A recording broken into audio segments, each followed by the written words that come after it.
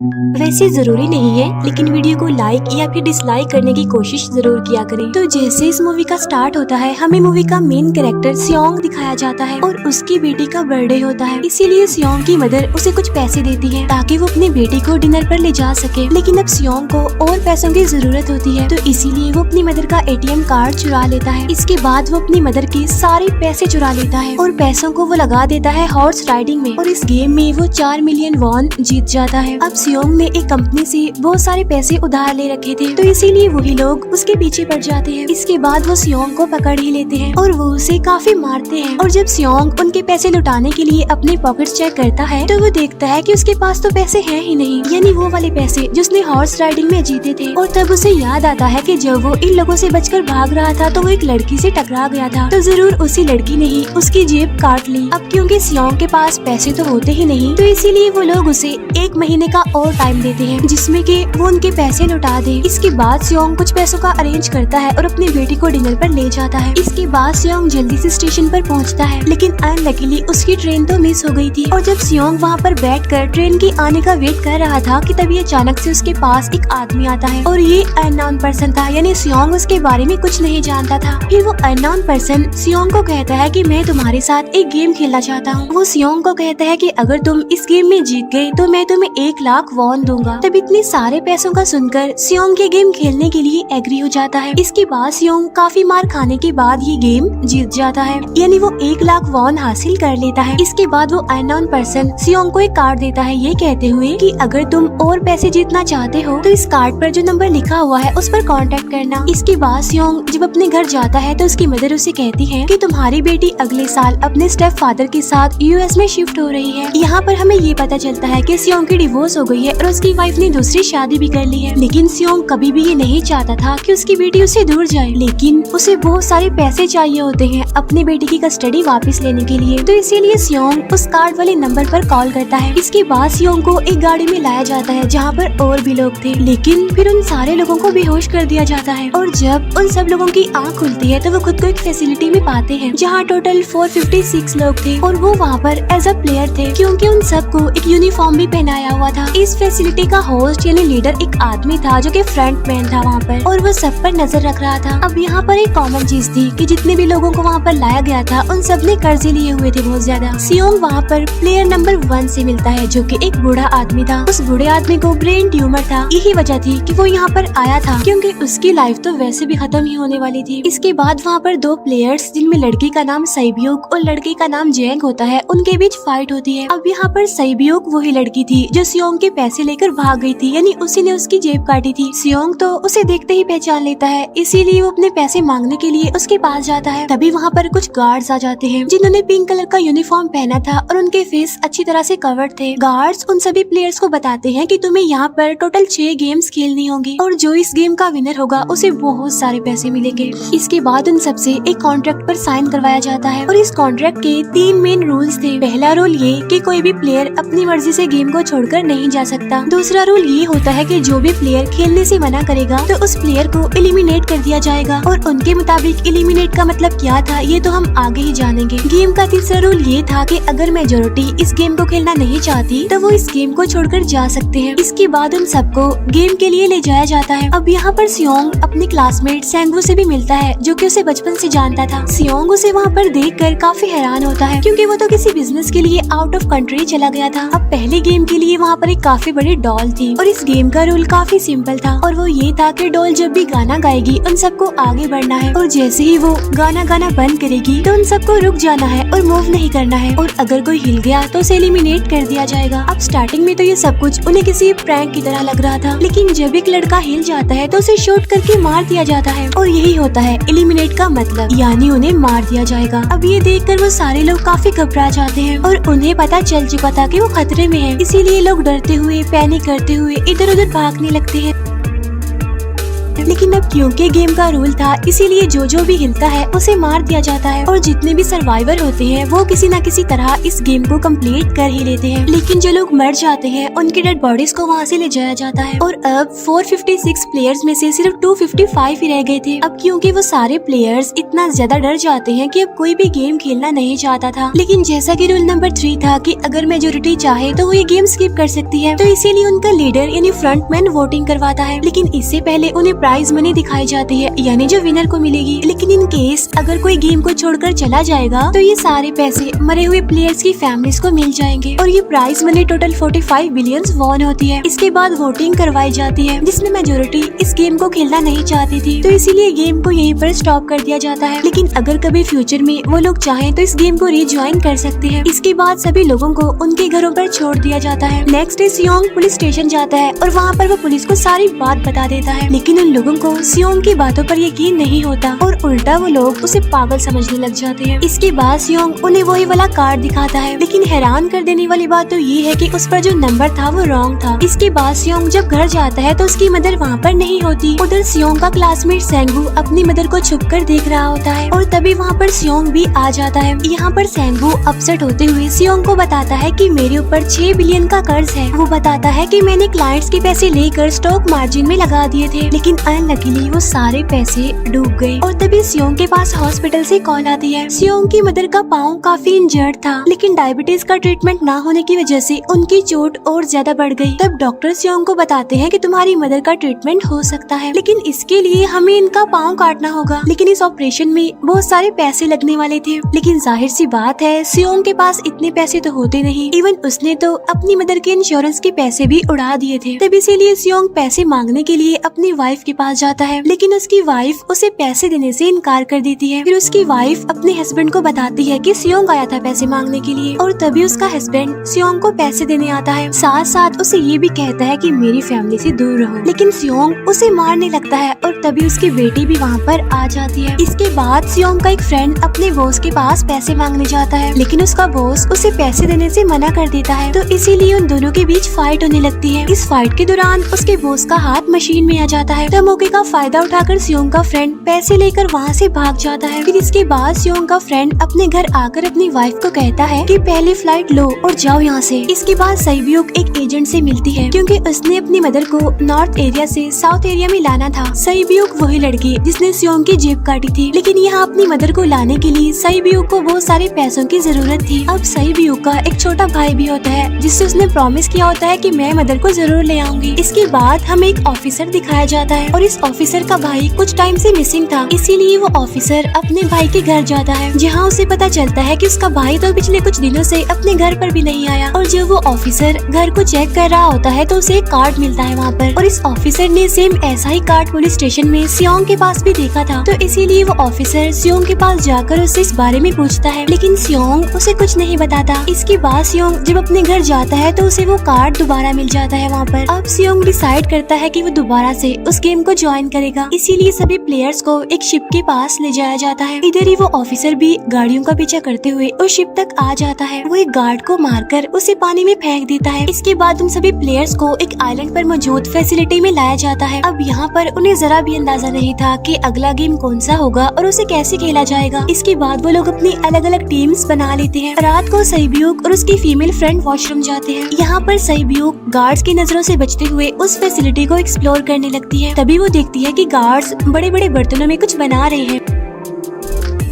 लेकिन अब क्योंकि गार्ड्स को शक हो जाता है तो ये गार्ड वॉशरूम्स को चेक करने के लिए आता है, लेकिन तब तक सईब्यूक वापस आ चुकी थी। इसके बाद सईब्यूक अपनी फीमेल फ्रेंड को सारी बात बता देती है जो उसने देखा था, लेकिन यहाँ पर सेंगवू उन दोनों की बातें सुन लेता है और वो इस बारे में सईब्यूक से पूछता है, जिस पर सईब्यूक बताती है कि वो बड़े बड़े बर्तनों में कुछ पका रहे थे। इसके बाद उन सभी प्लेयर्स को प्लेग्राउंड में लाया जाता है, जहाँ पर उनके सामने 4 शेप्स थी। 4 शेप्स में से उन्होंने किसी एक शेप को चूज करना था। अब यहाँ पर सेंगवू को पता चल जाता है है कि गेम क्या है और क्या करना है हमें। सेंगवू सियोंग को बताता है कि सबने अलग अलग शेप्स को चुनना है। इसके बाद उन सभी को एक छोटा सा बर्तन दिया जाता है जिसमें की शेप्स बनी होती है। अब गेम उनकी ये होती है कि उन्होंने किसी तरह उस शेप को बाहर निकालना है बगैर डैमेज किए, लेकिन अगर शेप जरा से भी खराब हो गई तो उन्हें एलिमिनेट कर दिया जाएगा, यानी मार दिया जाएगा। अब यहाँ पर सेंगवू तो इजिली उस शेप को निकाल लेता है, लेकिन सियोंग इतना ज्यादा घबरा जाता है कि उसकी हालत खराब होने लगती है, लेकिन फिर वो किसी न किसी तरह करके इस गेम को भी जीत लेता है। इसके बाद उन सबको वापस से रूम में लाया जाता है। अब यहाँ पर 187 प्लेयर्स वापस आए थे, जिनमें से अब सिर्फ 108 ही रह गए थे। इसके बाद उन सबको खाने के लिए ले जाया जाता है, लेकिन खाने की वजह से जैंग की एक लड़के से फाइट हो जाती है, जहाँ पर जैंग उस लड़के को इतना ज्यादा मारता है कि वो मौके पर ही मर जाता है। इधर ही हम देखते हैं कि उन प्लेयर्स में से एक डॉक्टर होता है जो गार्ड्स के साथ मिलकर मरे हुए लोगों के ऑर्गन्स निकाल कर उन्हें चाइनीज को बेचने का काम करता है। इसीलिए जब भी डेड बॉडीज को ले जाया जाता है तो वो डेड बॉडीज को गायब कर लेते हैं, क्योंकि ये सब कुछ एक प्लान के अकॉर्डिंग चल रहा था, क्योंकि ये सारा कुछ फ्रंट मैन से छुप कर हो रहा था। यही वजह थी कि कंट्रोल रूम में भी उन्होंने अपना ही एक आदमी बिठाया हुआ था जो कि उन लोगों की सारी वीडियो फुटेज डिलीट कर देता था, और गार्ड्स तो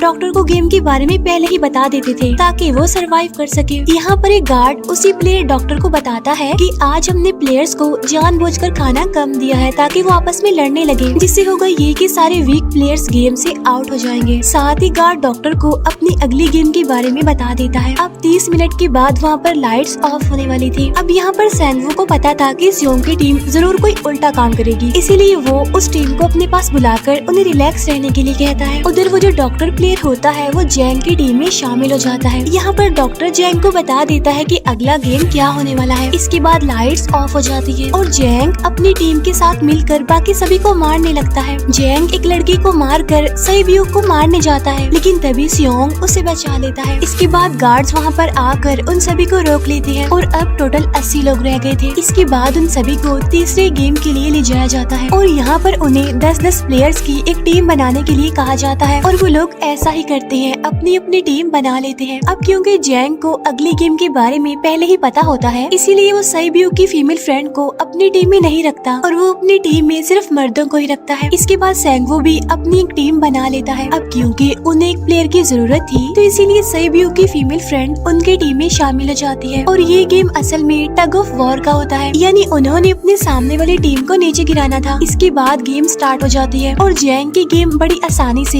इस गेम को जीत लेती है। इसके बाद बारी होती है सेंगवू की टीम की। तब प्लेयर नंबर 1 यानी वो बूढ़ा आदमी कहता है कि मैंने अपनी जिंदगी में बहुत सारी टग ऑफ वॉर्स खेल रखी है, इसीलिए उन सबको गाइड करता है कि इस गेम को कैसे जीतना है। तो इसीलिए वो लोग किसी न किसी तरह करके इस गेम को जीत जाते हैं। फिर दिखाया जाता है कि 30 मिनट के बाद दोबारा से लाइट्स ऑफ हो जाएंगी, जिस पर सेंगवू उन सबको कहता है कि रेडी रहना। तो इसीलिए वो डिसाइड करते हैं कि एक एक करके हम पहरा देंगे। अब जैंग की टीम में एक से बढ़कर एक चालाक प्लेयर था, तो इसीलिए जैंग को डर होता है कि कहीं उसकी टीम उसे ही साइड पर न लगा दे, यानी उसे ही अपने रास्ते से न हटा दे।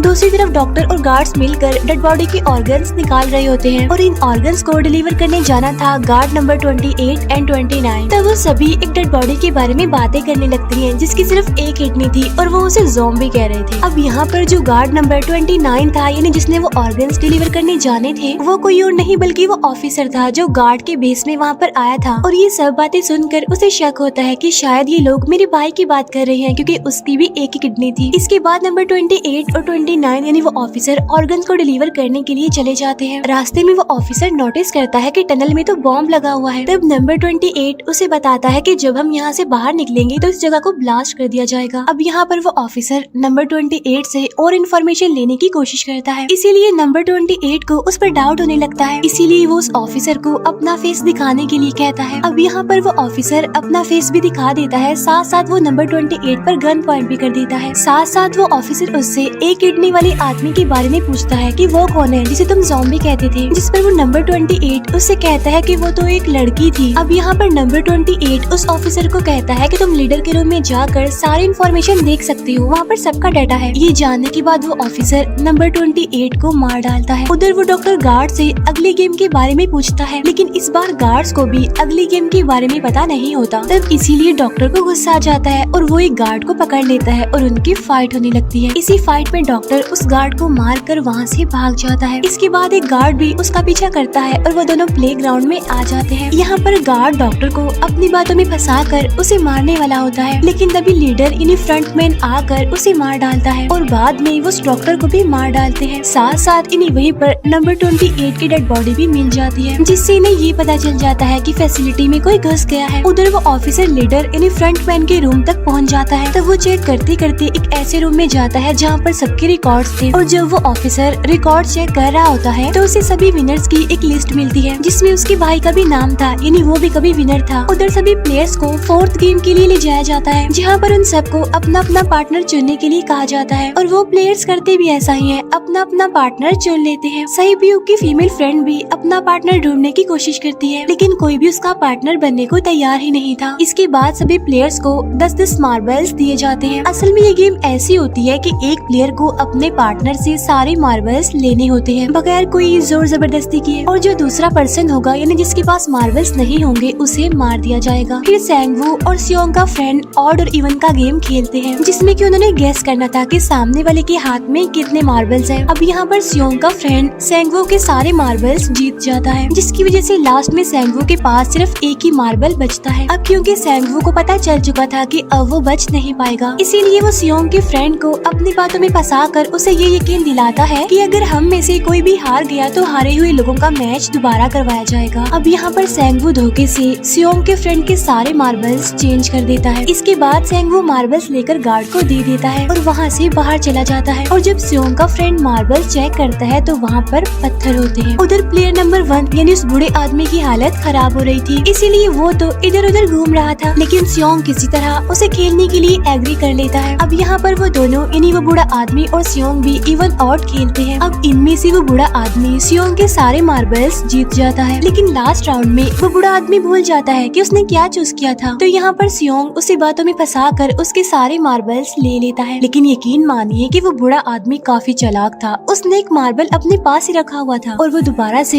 इधर उधर घूमने लगता है। अब यहाँ पर सियोंग उसे रिक्वेस्ट करता है कि प्लीज मेरे साथ एक और गेम खेलो ना। तब यहाँ पर वो बूढ़ा आदमी कहता है कि मुझे पता है कि तुमने सारे मार्बल्स धोखे से लिए हैं मुझसे। वो कहता है कि मुझे सब पता था, बस मैं पागल बनने की एक्टिंग कर रहा था। तभी सुनकर सियोंग को उस पर तरस आ जाता है और वो उसे ही सारे मार्बल्स दे देता है। उसके बाद सहीब्यूक और उसकी फीमेल फ्रेंड भी गेम खेल रहे होते हैं। उनकी गेम ये होती है कि जो मार्बल्स को दीवार के ज्यादा करीब फेंकेगा वही जीतेगा। पहले सहीब्यूक अपने मार्बल्स फेंकती है, लेकिन जब सहीब्यूक की फ्रेंड की बारी आती है तो वो अपने सारे मार्बल्स फेंक देती है। लेकिन जब सहीब्यूक ये देख लेती है तो वो अपने फ्रेंड को दोबारा फेंकने के लिए कहती है, जिस पर उसकी फ्रेंड कहती है कि नहीं सहीब्यूक, मैं बिल्कुल अकेली हूँ, मेरे पीछे तो कोई भी नहीं है, लेकिन अगर तुम्हें कुछ हो गया तो ये अच्छी बात नहीं है, तुम्हारे पीछे तुम्हारा छोटा भाई है, तुम्हारा वेट कर रहा है। और इसी वजह से सहीब्यूक की फ्रेंड को मार दिया जाता है। इसके बाद उन सबकी डेड बॉडीज को वहाँ से ले जाया जाता है। इसके बाद वो सब वापस से रूम में आ जाते हैं। यहाँ पर जैंग देखता है कि सहीब्यूक की वो वाली फ्रेंड तो अभी तक जिंदा है, जो कि बड़ी आराम से बैठी हुई थी। अब यहाँ पर हमें पता चलता है कि सहीब्यूक की ये वाली फ्रेंड जैंग की भी फ्रेंड थी, लेकिन अब क्योंकि उन दोनों के बीच किसी बात को लेकर क्लैश चल रहा था तो इसीलिए जैंग की वो फ्रेंड उसे बुली करने लगती है। इसके बाद फ्रंटमैन को एक डेड बॉडी के पास उस ऑफिसर का आईडी कार्ड मिल जाता है। तभी फ्रंटमैन को पता चलता है कि उसके सारे वीआईपीज आ चुके हैं, तो इसीलिए फ्रंटमैन उन्हें लेने के लिए चला जाता है। फिर सारे वीआईपीज को उनके रूम में लाया जाता है। इसके बाद फ्रंटमैन वीआईपीज के आने के बारे में एक और आदमी को जाकर बताता है, और यही आदमी मेन होता है। और ये कौन होता है हम ये आगे जानेंगे। फिर नेक्स्ट डे उन सबको 5वें गेम के लिए लाया जाता है, जहाँ पर 1 से लेकर 16 तक नंबर पड़े होते हैं, और वो सभी प्लेयर्स अपना अपना नंबर ले लेते हैं। नंबर का मतलब ये था कि जो नंबर भी एक प्लेयर पर आएगा उसके मुताबिक ही उसकी बारी आएगी। अब यहाँ पर लास्ट में पहला और आखिरी नंबर रह जाता है, यानी 1 और 16। तो यहाँ पर सियोंग कंफ्यूज हो जाता है कि उसे कौन सा नंबर चूज करना चाहिए। अगर उसने पहला नंबर लिया तो वो फंसेगा और मरेगा, क्योंकि उसे नहीं पता कि गेम क्या है। और अगर लास्ट नंबर लेगा तो क्या पता उसकी बारी ही ना आए, टाइम कम रह जाए। और तभी वहाँ पर एक आदमी आ जाता है और वो सियोंग को कहता है कि मुझे पहला नंबर चाहिए, क्योंकि मैं अपनी जिंदगी में कभी भी फर्स्ट नंबर पर नहीं आया। फिर इसके बाद उन्हें गेमिंग रूम में लाया जाता है। अब इस गेम का रूल ये होता है कि दिए हुए टाइम में उन्हें ब्रिज की दूसरी साइड पर जाना है। अब इसके बीच में दो तरह के ग्लास लगे होते हैं, एक तो होता है आम ग्लास और एक होता है टेम्पर्ड ग्लास। आम ग्लास पर पाँव रखते ही वो टूट जाएगा और वो लोग नीचे गिर जाएंगे। इसके बाद गेम स्टार्ट हो जाता है और वो लोग एक एक करके मरने लगते हैं। फिर एक टाइम ऐसा आता है जब जैंग सबके सामने होता है और वो आगे ही नहीं बढ़ रहा होता। अब उनके पास एक ही रास्ता था, या तो वो आगे जाए या सारे ही मर जाएं। और तभी जैंग के सामने उसकी वही फ्रेंड आ जाती है जो उसे बुली कर रही थी, और वो जैंग को कहती है कि मैंने तुम्हें कहा था कि जिस दिन तुमने मुझे धोखा दिया मैं तुम्हें मार दूंगी। इसके बाद वो जैंग को पकड़ लेती है और उसे लेकर नीचे कूद जाती है, जिसकी वजह से उन दोनों की मौत हो जाती है। अब वहाँ पर एक आदमी था जो कि ग्लास कंपनी में काम करता था और उसे पता था कि टेम्पर्ड ग्लास कौन सा है, लेकिन जब फ्रंट मैन को इस बात का पता चल जाता है तो वो लाइट्स ऑफ करवा देता है ताकि वो ग्लास को पहचान ही ना पाए। अब लास्ट में एक ही स्टेप बचता है और उनके पास तो टाइम ही नहीं था, इसीलिए सेंगवू उस आदमी को धक्का दे देता है। तो यहाँ पर सेंगवू, सियोंग और सैब्यूक ब्रिज को पार कर लेते हैं, लेकिन ग्लास टूटने की वजह से उन्हें काफी चोट लग जाती है, खास तौर पर सैब्यूक को। उधर उस ऑफिसर ने एक सर्वेंट को मारकर उसकी जगह खुद ले ली थी। अब एक वीआईपी को उस ऑफिसर पर शक होता है और वो उसे कहता है कि अपना मास्क रिमूव करो, लेकिन वो ऑफिसर कहता है कि ठीक है, लेकिन मैं अंदर जाकर अपना मास्क रिमूव करूंगा। इसके बाद वो ऑफिसर उस वीआईपी को लेकर अंदर चला जाता है। अंदर जाकर वो ऑफिसर उस वीआईपी को बेहोश कर देता है और इस बात का पता फ्रंट मैन को चल जाता है, इसीलिए फ्रंट मैन उसके पीछे जाता है और वो उस ऑफिसर को देख लेता है, इसीलिए वो ऑफिसर वहाँ से भागकर आइलैंड पर आ जाता है। फ्रंट मैन भी उसका पीछा करते हुए वहाँ पर आ जाता है। अब यहाँ पर वो ऑफिसर अपने सीनियर्स को कॉल करने की कोशिश करता है, लेकिन कॉल कट हो जाती है। फिर वो ऑफिसर उन्हें सारे सबूत भेजता है, लेकिन वहाँ पर नेटवर्क नहीं था। इसके बाद फ्रंट मैन ऑफिसर को पकड़ लेता है और उसे उनके साथ चलने के लिए कहता है, लेकिन वो ऑफिसर तो उस फ्रंट मैन पर गोली चला देता है। इसके बाद फ्रंट मैन अपना मास्क उतार देता है, तो वो ऑफिसर देखता है कि वहाँ पर कोई और नहीं बल्कि उसका अपना भाई है वो। इसके बाद ऑफिसर का भाई यानी फ्रंट मैन उसे शूट कर देता है और वो जाकर पानी में गिरता है। उधर ग्लास लगने की जैसे सैब्यूक काफी इंजर्ड हो गई थी और उसका बहुत सारा खून भी बह रहा होता है। इसके बाद तीनों सर्वाइवर्स को